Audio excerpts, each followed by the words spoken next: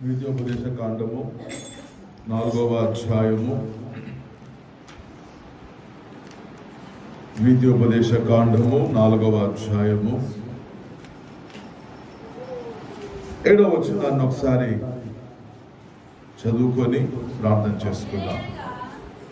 ఏలయనగా మనము ఆయనకు మొర్ర పెట్టునప్పుడెల్లా మన దేవుడైన యెహోవా మనకు సమీపముగా ఉన్నట్టు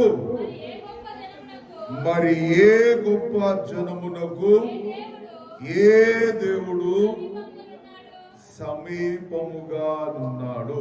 దేవుని నామానికి మహిమ కలుగును గాక. హల్లెలూయా, హల్లెలూయా. కూడి వచ్చిన మీ అందరికీ మరొకసారి శుభాభివందనాలు తెలియజేస్తున్నాం. దేవుడు ఈ నెలలో కూడా